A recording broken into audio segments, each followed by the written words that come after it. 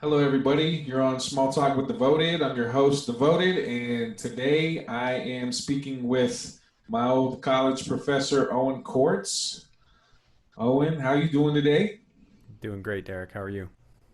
I'm good, man. It's really nice to connect with you. Grateful that you and I have stayed in contact all of these years. It's been really nice to see the all-encompassing progression of your life and to share everything that's been going on in mine, man.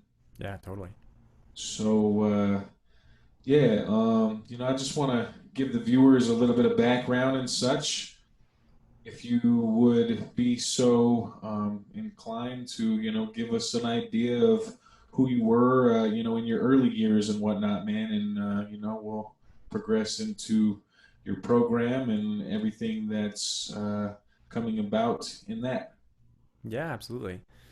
Well, yeah, I mean, I started out young being a musician and guitar player, kind of singer-songwriter, and went to USC for college and studied jazz a little bit there, and then got an undergrad and master's back to back in jazz guitar, and was doing some teaching at the time as well at USC, and performing, of course, and continuing to write. I released a couple of EPs while I was at USC, and then you know, was moving back to Denver in 2007 because, I just kind of had a lot of time in LA and just felt like I needed to get back and reconnect with nature, reconnect with my family. So I moved back to Denver and got a job as a janitor at Whole Foods and was doing my music and, out there just trying to hit the streets and do gigs and try to make a living that way. And so I was piecing things together a little bit at a time. And then CU Denver called, and it was actually my buddy Sean McGowan over there who reached out and said, because he's a USC alum too. So he reached out and said, we need somebody to cover some singer songwriter ensembles down here at CU Denver. So I reacted very positively to that. I was really grateful for that opportunity. And that's just grown from there, to be honest. It's just grown in terms of the people that I've met through CU Denver or through people in the Denver community and also the national music community. And so it's just gone hand in hand with my music career as I've gone along. And that's given me some great opportunities like performing with Ryan Tedder of One Republic, opening for Keenan Grannis, um, getting some placements on TV and film. And so my music career has really been moving forward in its own respect in that regard. So it's been great to balance those two careers. I helped start the singer songwriter program at CU Denver eventually, and we've been going for, I don't know, 7 years now or something like that. We have about 40 to 50 students in that program. And so we're thriving, and also was involved with launching the Links Summer Music Program. And so that's Links camps through CU Denver. And that's a high school camp. And so it's just an opportunity for students to come to the campus. I mean, well, not this last summer because of COVID, but in the past, we've had them come down to campus.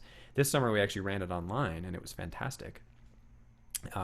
Surprising even to us, and the students, of course, would have rather had it in person, but I think we all still did a really great job online and made it happen. And and then the latest thing for me is, continuing with all of the above said, I'm also launching a creative coaching platform complete with podcast and individual coaching and group kind of retreats and that kind of thing. And I think, it wasn't my original intention to time it with COVID. Nobody saw COVID coming. Well, arguably.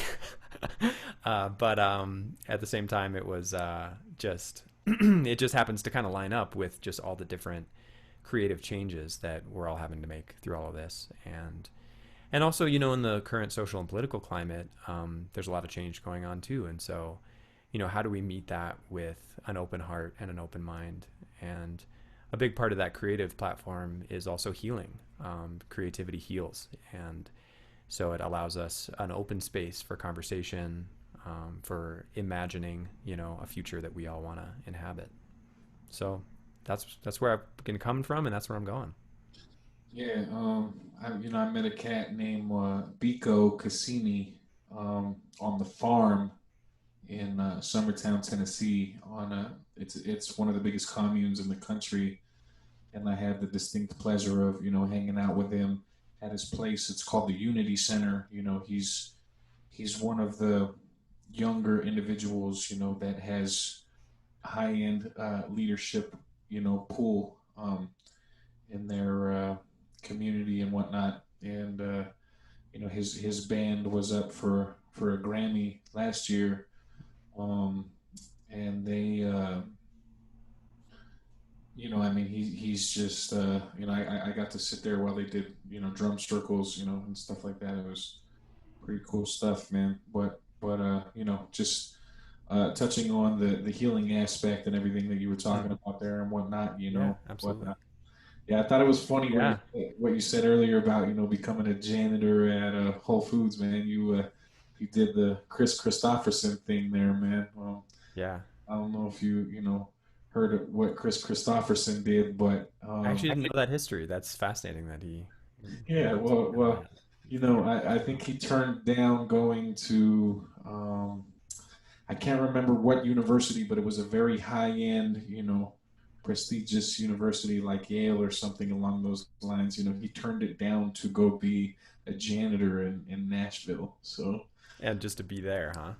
right, and Yeah. there's another interesting story about some of the works that he did, for Johnny Cash, the songwriting. Since you're a singer songwriter, I always love telling this story because my previous manager in California, had told me this, but basically, like Chris Christopherson wrote, Sunday Morning Coming Down that Johnny Cash did and whatnot, and Mm-hmm. um, what he did was he flew a helicopter onto Johnny Cash's to Johnny Cash's house, and June Carter just looked out the window and said, "John, there's a helicopter outside."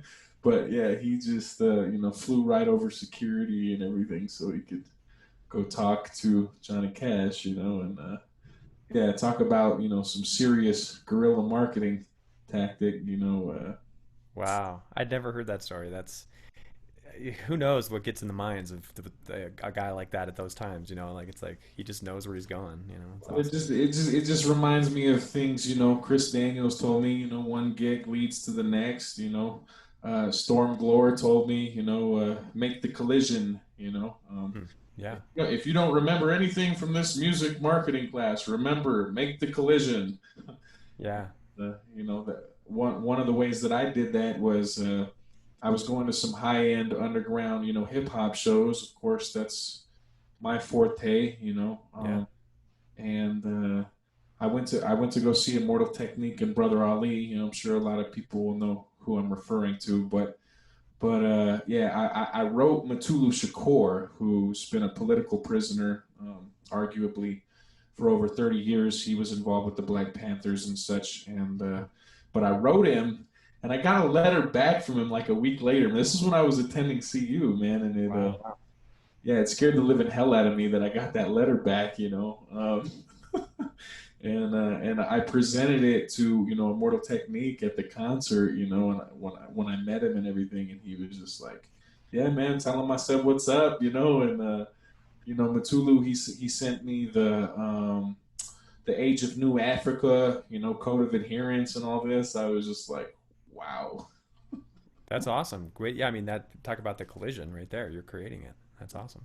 Yeah, it was pretty off the hook. So tell me, what are some of your inspirations, in the music realm, delve in any which way you wish.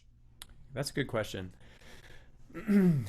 I always run into a hard time with that question because I feel like I mean, of course, I have the people that I listened to when I was real young, I mean, but they're so common that it's like almost embarrassing to share, like the Beatles and and Simon and Garfunkel, and James Taylor and people like that who I think influenced my early style. And I also, listened to a lot of Boys to Men. Quite honestly, I listened to a lot of yeah. Oh man. Seriously, like hours of math homework that I wasn't actually doing that was listening to Boys to Men album. Let's see who else. I mean, like Mariah Carey. I mean, a lot of R&B growing up, and then also a lot of kind of folk singer songwriter kind of stuff. But I mean, I was exposed to music a lot in a lot of different avenues. So I was getting a lot of classical guitar kind of stuff. I was getting choir. I was in choir in high school. So music everywhere. And then as I got into college, I also really got into Pat Metheny, and who else was I listening to a lot at that time? Man, I got really into Pat Metheny. Like I got all his albums. Was listening to him all the time. I really loved it. Oh, Michael Hedges, he's kind of a acoustic fingerstyle guitar guy. So lots of influences, tons of stuff. I interviewed Roger Burnley, who I got in contact with through some of my network, and just a lot of deeply entrenched metaphysics brought me to this man's presence. But Yeah. he was a vocal coach of Macy Gray. Oh, cool. Yeah. Wow. What was that like to connect with him? It was pretty interesting, man. I actually got hooked up with him. I did an interview with him on his podcast, and then Yeah. I returned the favor and interviewed him when I started this deal, Hmm. and he was a friend of somebody that I had gotten hooked up with when I was auditioning for America's Got Talent, and then the Fox television series The Four and whatnot. Hmm. But Hmm. I don't know, man. I was always pretty reluctant to do any of those, mainstream things. And there are many reasons behind that I'm not gonna Yeah. Yeah. speak on. An intuition, maybe, to not Well, go in well, certain what I will say directions. is I've been a stagehand for 7 years, so I know a lot of what goes on behind the scenes. In fact, some of my union workers of my union, because when I auditioned for America's Got Talent, it was in San Jose, which was my jurisdiction, my union's jurisdiction. So some Yeah. of my brothers and sisters, were actually working that show when I auditioned. That's cool. That's really cool. Yeah. So, tell us a bit about your program, what you're offering. Yeah, this new thing. Okay, so Dreamcasters is the name of the podcast, and so it's following people through their creative journey. And whereas a lot of podcasts will be a single interview, which, as this one included, is amazing. And I mean, yours is what I mean. Amazing, and it works, and that's what's really launched the whole podcast thing. Um, for whatever reason, the idea hit me to do it a little bit differently. So we're going to see how it works. And the difference is that it's going to be multiple interviews edited into a single podcast. So we'll follow a person through their entire creative journey, even if that takes 2 years for them to accomplish whatever they're going to accomplish creatively. Um, I'll compile all of the interviews over 2 years. So maybe that's, 10, 20 different interviews, and I'll just take the gold nuggets out of all those interviews and I'll put them into a single episode so that the listener can really track the whole creative process over 2 years. Successes, challenges, everything from conception and goal setting to, you know, what it takes to just devote to it, and what it takes to keep persistent with it, and what it takes to run into the roadblocks internally, externally. I mean, those of you who are creatives out there, those of you who are human out there, you know what it means to like run up against our own blocks when we set out to do something, and external blocks for that matter too. And so it's about the healing process. It's about having compassion for ourselves. It's about envisioning something good in our world and in ourselves, and just having that process followed by the podcast, and then offering that to the listeners for inspiration and for learning. I mean, it's a study almost in itself, about the creative process, and to look for similarities, but then also how we each bring something unique to that creative process. Wonderful. So this Dreamcasters. So you're suggesting that it's going to be a culmination of different videos that you're going to edit into one uh, solid video of an hour and a half runtime or something along those lines. Yeah, exactly. And I don't know if I'll have video. It might just be an audio podcast, but it might be video too. We'll see how I end up deciding to put that together.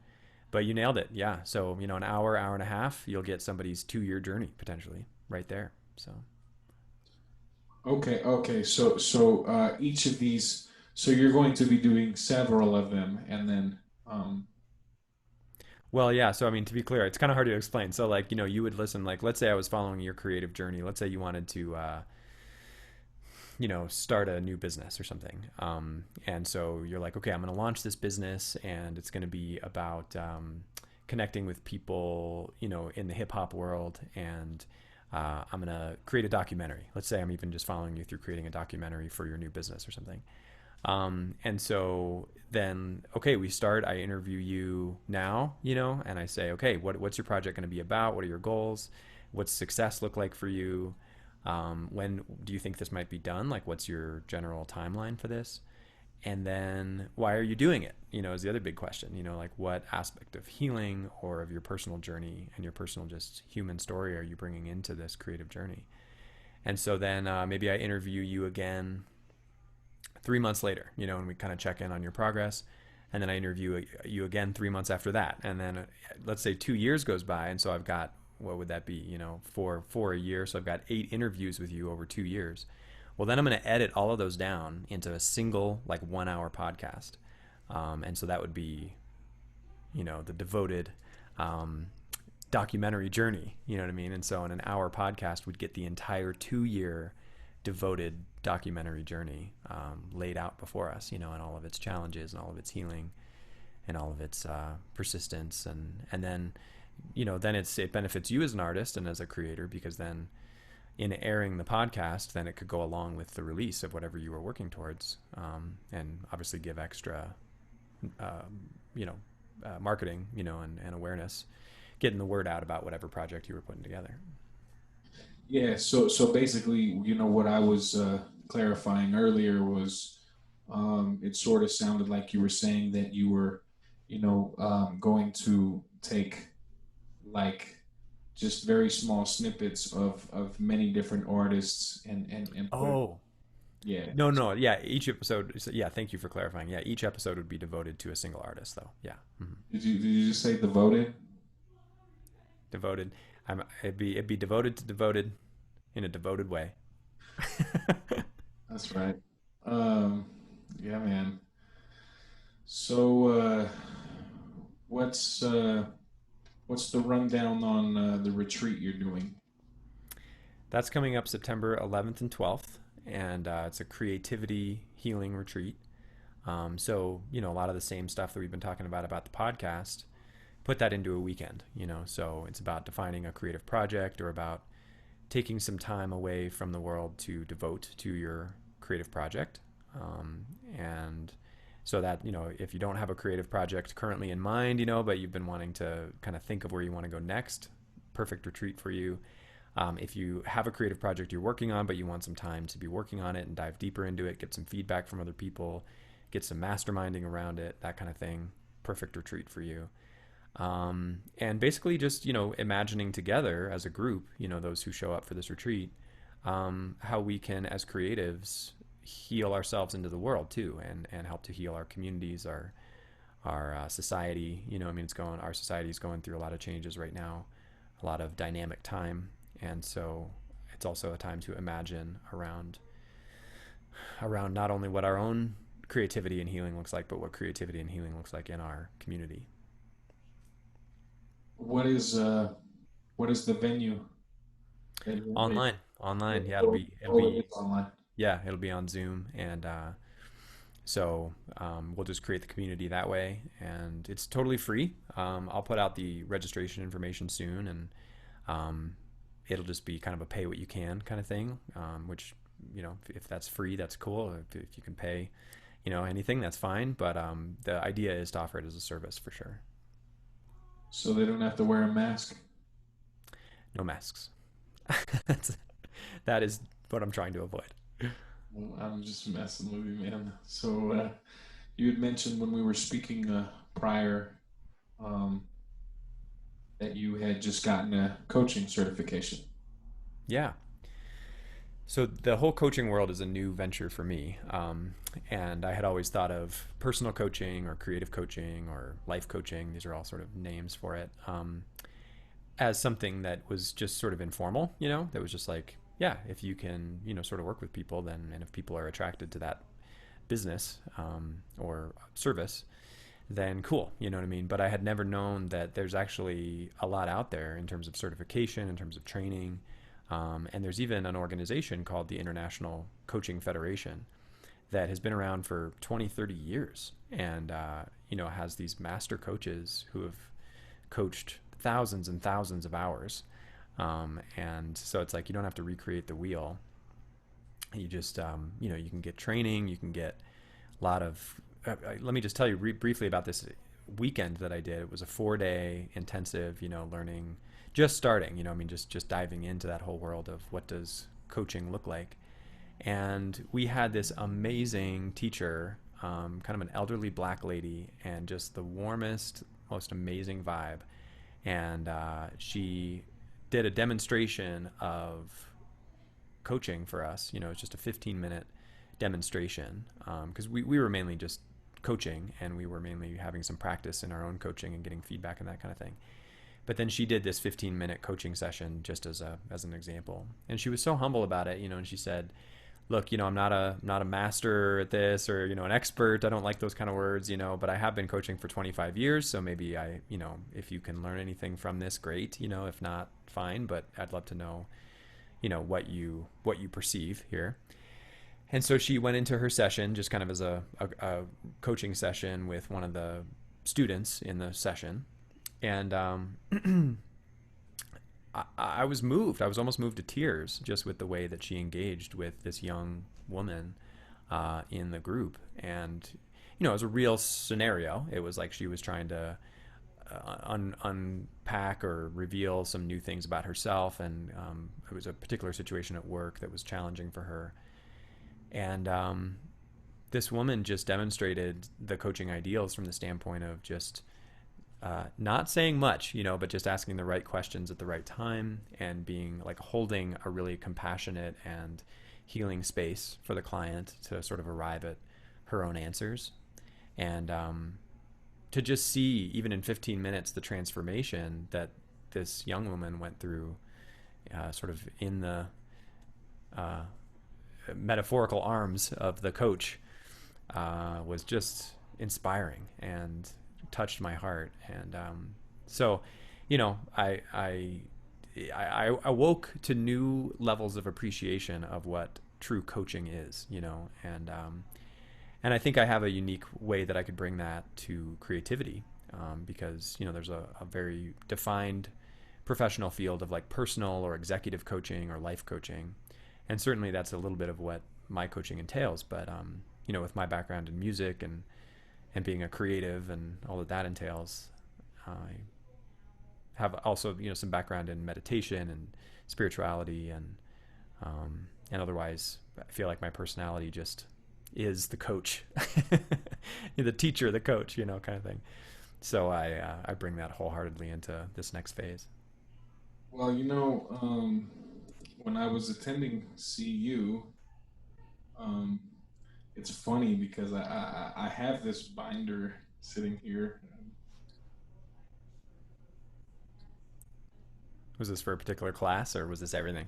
It was everything, and the reason I had it sitting here is because it has recording techniques for Pro Tools and stuff like that, for my studio here. But um, I was looking through it the other day, and I have 2 pages sitting here that I'm not going to show on camera, but they were actually when you and I sat down and you did some coaching with me and where I was looking to go. Um, I yeah, remember that. I remember when you came by office hours and we chatted for a while. yeah, yeah. We wrote up a nice little get up there, man. And actually, as I'm looking back at this thing, there's quite a bit that I've checked off of that list for sure. That's Um, amazing. Yeah. So, what is your, you know, what is your focal point outright, man? Like, if you had to, consolidate and give us a dense, description of where Owen is in his career and his creative process, respectively. What are your goals? Where are you going with things? It's a great question. I think my vision for myself for the next 5 years or so is to be moving into this creativity coaching field more and more. That may still include teaching, of course, and to have that as part of what I'm doing. Um, but to be launching this podcast, to be doing more one-on-one coaching, to be offering these kind of retreats, creative communities, and part of my experience along the way has been with anxiety and depression, and so that's the healing piece for me. Is that I've found a lot of great communication, conversations, ability to open up into the reality of those experiences and share those with other people through creativity, but also just through great conversations. You know what I mean? And so part of what I want to do is create opportunities for people to bring their reality into conversation. You know what I mean? And to transmute our challenges, the things that maybe we suffer with on a day-to-day basis or that cycle in our lives, to just allow a sense of humanity around that. You know what I mean? And to just be like, we're not alone. You know what I mean? Like we're all going through our stuff. And so I've just found a lot of meaning and purpose in being able to talk very realistically with people about what they're going through, and not necessarily to make it therapy. You know what I mean? It's like I'm not a licensed therapist, but just to as a release. You know what I mean? Like so oftentimes we just don't even get to bring the shadow side of whatever we're experiencing into. Sometimes that stuff is better than therapy anyway, man. Yeah, yeah, and just to be able to be just to have somebody else go, I see you. You know what I mean? Like it doesn't need to be anything more than that sometimes. And at the same time to then I mean, I heard this term one time and I like it, which is just sometimes our pain is our purpose. You know what I mean? And it's transmuting our pain into something that is actually so authentically healing for others, and so authentically real for others as well. And I think the more that we just accept each other and come into understanding around each other's experiences, particularly through the more challenging experiences that we all go through, the better. That's all I can say.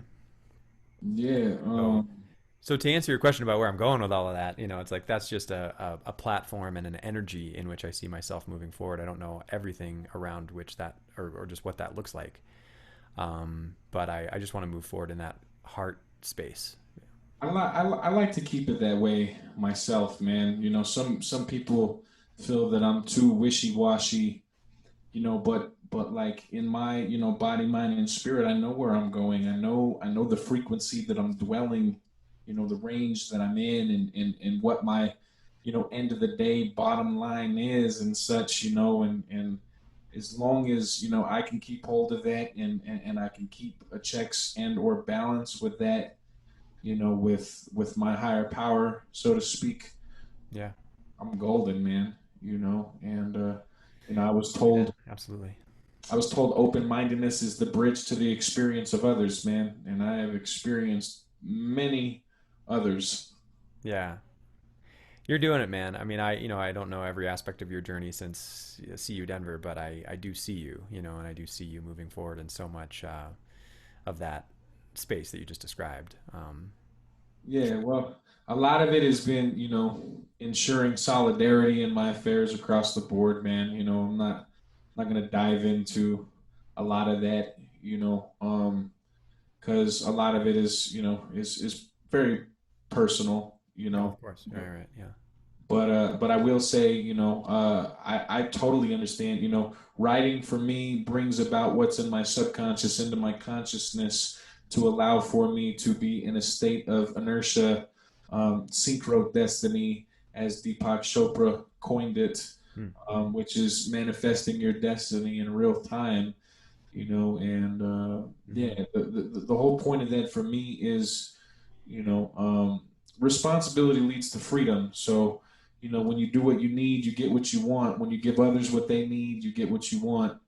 Um, and basically, like I like to be in a simulation.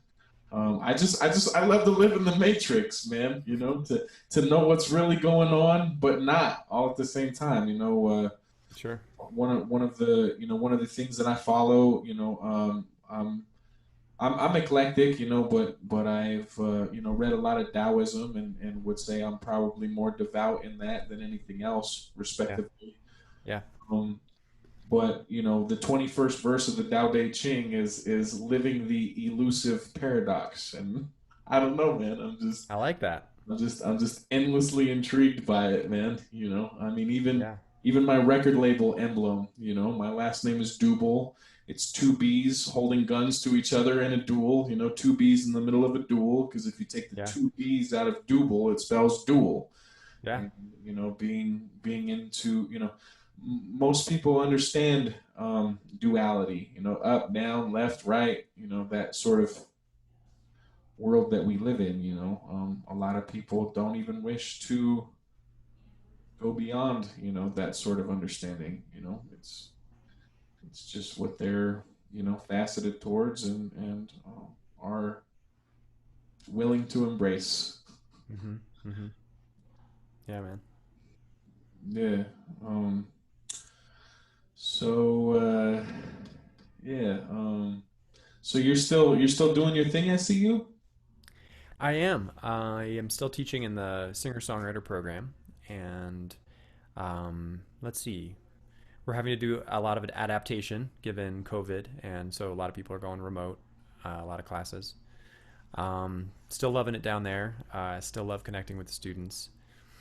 Let's see. Any other updates from down there? I've got a couple of classes happening this semester, which are launching. Actually, so I have this novel coming out pretty soon that I actually wrote for this first year seminar class that I teach, and I've been working on it for a couple of years now, and done a couple little test runs with students, in the past couple of years. But I'm getting ready to launch it in the spring, spring 2021, coming up in just a few months. So I'm excited to use that with the students this semester again, give it kind of a last test run. It's about mental health. It's about the college transition. It's about the transitioning relationships that we go through, particularly in that very dynamic time of our lives as we move into adulthood and our own individuality. It's about creativity. So a lot of these same themes that we've been talking about got wrapped into the book, and I feel like that has been as much of a self-exploration process and exploration process of what this next direction is for my career too, and wrapped in that little package of the book as well. So that's been a fun process. So keep an eye out for that. So you talked about Sean McGowan bringing you in to see you more or less or whatnot, Hmm. being one of your fellow students or alumni at Yeah. USC. What is his official position at Oh, CU? you're testing me. I think he's an associate professor of performance, guitar studies. He's one of the heads of the guitar studies program. Yeah. So Wasn't he? He was kind of working alongside Aaron Hackle, wasn't he? I mean, yeah, there's Aaron in the vocal program. There's Paul Musso, who also heads up the guitar program and the performance program. So we got some amazing cats down there. I need to, I need to hit up Eric Angerhofer, man. Yeah, Interview him. yeah, He was really awesome to work with, man. My whole thing in life is not living with any regret, man. And like I allowed certain things to move my life in another direction. Outside of CU. But I don't regret any of it, man. You know what I'm saying? I mean, I've become very accomplished. My level of understanding and perseverance, steadfastness, my proactive means to stay in the game is uncanny, really. Yeah. Even me at times, just thinking the gas tank is out, man, and you just keep it moving regardless. I feel like I've made it to a place where 95% or better, trying to do it in the industry, never make it to, man. And to me, from what I've seen, it's that they either get comfortable, 9 to 5 in it, or start a family, or what have you. You know what I mean? And this is just sheer observation. It's no judgment, Yep. because I wish to have balance. That's what my whole life is about. Hmm. The irony is that much of my life has not been balanced, but it's what it takes. Hmm. I'm a I'm a nonconformist. I've been borderline rebellious in my journey. And it used to really bother me when people would call me a non-traditional student. It's like, Right. um, you know, Right. I'm in I guess this. that's right. Yeah. I, Referring to the age.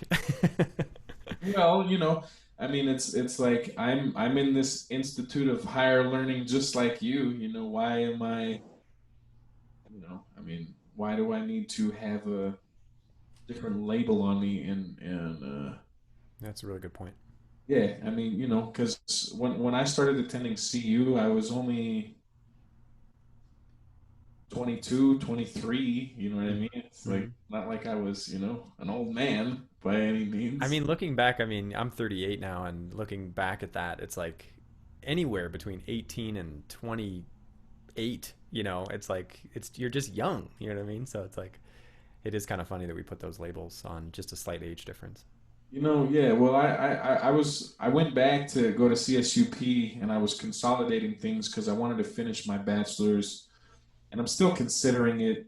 But it was just such a political gamut for me, man. And you know what I mean. And I don't want to, like, put a bad taste in anybody's mouth about higher education or anything like that. I just went where my heart took me, man. You know what I mean? And I took from it what I needed, and I saved the rest for later because I knew that it would come into practice at some points. But yeah, it was interesting because what they wanted to chalk my degree up from CU Denver to CSU Pueblo was a humanities and social sciences degree. And I'm just like, and what was even more interesting about that was, I was the guinea pig for the program and hadn't even been implemented into, the curriculum as an official degree. So it Wow. was tough, man. So Yeah. again, I just kept it moving, but just felt like there was too much pushback there, so I Yeah. just stayed, where I know I thrive, and yeah, that's That's great. been working well. I mean, that's a skill that's the fundamental of what you are teaching that to other people as you go. You know what I mean? And that's a amazing skill to be able to follow something in yourself. You know what I mean? That you just know where to go next, and that's When you couldn't have anything better to be working with. Really, that's great. when I became ready to learn, everyone and everything became my teacher. Yeah. I mean, and I was told I could go anywhere and do anything so long as I remained spiritually fit. I was told I could go anywhere and do anything so long as I remained teachable. Yeah. Those that teach learn, Yeah. right? I'm sure you can attest to that Oh my endlessly. gosh. Yeah. That's huge. Yeah. What are some of the profound things that you've learned from your students? Um, that they have been the teachers, in the classroom as much as I have. That would be one thing that I would definitely say. I mean, and that I don't. I mean, maybe it's just my teaching style, but it's also, I think, a real good thing to keep in mind for myself. As I go into each semester, which is that the students aren't necessarily coming into they're not coming into the class for me. You know what I mean? Like Like, they're not coming in because it's like, oh, Owen's, done all these amazing things, or he's, got this special knowledge, that I need to extract from his brain and put it in my own. They're coming in to share who they are. You know what I mean? Like, they're already these amazing creative souls, and they're coming in to just to share that with other people, to get feedback on that, to to learn from their peers and see who else is around them, and kind of get who's in the playing field here. You know what I mean?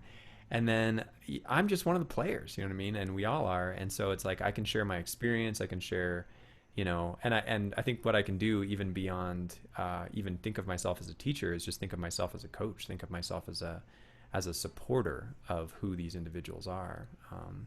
And then the learning, just somehow the learning happens along the way. You know what I mean? It's like in that kind of atmosphere, so much learning happens for all of us. So that would be one of the biggest lessons that I've learned along the way. That is an absolute beautiful perception to have, man. Yeah, it's changed a lot over the years. Like, I mean, I was 25 when I started teaching, so this is my 13th year that I'm going into. And when I was 25, it was all about me. I can tell you that. I mean, it was about the students. Don't get me wrong. I mean, I certainly wanted to serve, but it was more about, like, my expertise, and I've got this degree from USC, and all this kind of thing. You were still But you were it's changed a you lot. were still very very deeply engulfed in being a front man. Yeah. Yeah, definitely. And I Right. still am. Let's be honest. Sure. Well, But yeah. gradually, it's I'm getting to that place of I think taking the best care of yourself is the epitome of unconditional love, man. I mean, because if you're not right, body, mind, and spirit, you're not serving anybody anyway. yeah, I agree wholeheartedly. Um, I don't know, man. Like I've been I've been considered quite eccentric by many. You know, I was watching this show called The Tesla Files. I'm extremely intrigued by Nikola Tesla, Yeah. um, and it's a really awesome program. If you ever get the chance to check it out, basically it was Okay. like three different very high end professionals that were trying to figure out what happened to Nikola Tesla's trunks that went missing and stuff like this, and a very interesting fact that occurred with it was that John G. Trump, who is Donald Trump's uncle, Okay. uh, was the engineer appointed to appraise Nikola Tesla's life's works, and Interesting. in 3 days he deliberated that essentially that Nikola Tesla's life work was a bunch of gibberish that had no real basis in reality and such. And the reason why I'm saying that is because I have made, countless PhDs, go, huh? Yeah. When speaking with them and whatnot, and I just, I mean, of course, like I would like things to be solidified, I've been a solo independent artist, forever, man. You know what I mean? And it's not that I haven't wanted to get involved with others. I mean, like for instance, I'll throw him out there. Joshua Matthews, who was a Yeah. Tennessee youth member. I'm sure you probably remember him. Yeah. He was in a couple of my classes. Yeah. Yeah, like he was doing rap battles that were written, choreographed, whatever, choreographed and whatnot, and Hmm. it just wasn't a realm that I wanted to dive into, but I rubbed elbows with a lot of the people that he was messing with anyway. You know what I mean? And how does that work, right? It's like I read a book one time. It's called like 100 Most Influential Men, and it was talking about like before mass communication, how the same concepts and ideas were being implemented and practiced in different areas of the earth. Before there would have been any way for them to have had any contact with one another, and Hmm. basically the point I'm getting at is that, it's like Einstein said, man, everybody is a genius, but if you judge a fish on its ability to climb a tree, it'll spend its whole life thinking it's stupid. Yeah. Yeah, we all have a place, or we all have a purpose, and um, I love that analogy. That's amazing. So, yeah, not sure exactly where we're at here. Getting pretty up there in run time. So, is there anything else you want to throw at, students, potential clients, ways and means for them to reach you directly or what have you? Yeah, go to owenkortz.com, OWENKORTZ.com, and just rebooted my website. Lots of new stuff on there, thanks to Michelle Zirk at CU Denver. Actually, she's a soon to be graduate of the College of Arts and Media, so she helped me with my website, and lots of cool new stuff on there. So I'd encourage you to go there. And otherwise, man, thank you. This is really great to connect with you. Really great to hear what you're doing. And thank you so much for the opportunity to get to talk about some of my new things that are going on. I really appreciate Yeah, that. thank you very much, Owen, because it's been a couple months since I've, you know, done one of my small talk with Devoted interviews. I've had a lot of acclamation going on. Moving into this place, and then I got new toys with the studio, and it's been a few years since I really been able to put it down. In the studio and whatnot. So I'm cranking them out like hotcakes. And yeah, it was a very smooth, graceful transition. Speaking with you today, man, I got nothing but love Cool. and respect for you and what you do, and the respective arenas that you and I are you know involved in, mutually and what have you. So Absolutely. yeah, I Yeah. really hope that this will be very serving, to both of our endeavors and anybody who comes into, contact with this interview. Well said, sir. Yeah, That's man. awesome. Right on. Well, yeah, it's been a real pleasure. Um, Thanks, we'll man. we'll be in touch, I'm sure. That sounds great. Thank you.